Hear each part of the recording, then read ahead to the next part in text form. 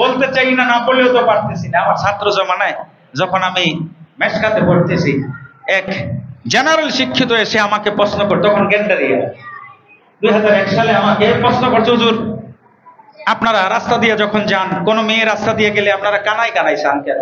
বুঝেন তো বাংলা কথা, মানে চোখ তারা করে আপনারা কানায় কানায় চান কেন? আমি ভাই সহজ উত্তর তো, এটা তো জটিল কোনো প্রশ্নের উত্তর না, একবারে ইজি। আপনি স্কুলে পড়ছেন না? কয় হ্যাঁ পড়ছি। মেয়ে ছেলে একসাথে না আলাদা? বলে একসাথে। আপনি হাই স্কুলে পড়ছেন না? কয় হ্যাঁ পড়ছি। মেয়ে ছেলে একসাথে না? কয় আলাদা। আসার সময় হ্যাঁ একসাথে, যাওয়ার সময় একসাথে। কলেজে কয় হ্যাঁ একই সিস্টেম। আমি কি আপনি দেখতে দেখতে আপনার জন্য এটা একবারে ফানি হয়ে গেছে। সকালে দেখেন, বিকালে দেখেন, দুপুরে দেখেন, ক্লাসে দেখেন। আমরা যারা মাদ্রাসায় পড়ি, আমরা নারীদের সাথে কোনো সম্পর্ক নাই, দেখারও কোনো সুযোগ নাই।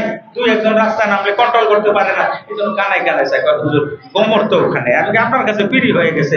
আর যে যত জিনিস যত সেভ হবে, ওই জিনিসের মূল্য তত বেশি হবে। এজন্য বলেন ঠিক কিনা? লোহার দাম বেশি না স্বর্ণের দাম বেশি? হ্যাঁ, ওটা সেফ বেশি হয় না?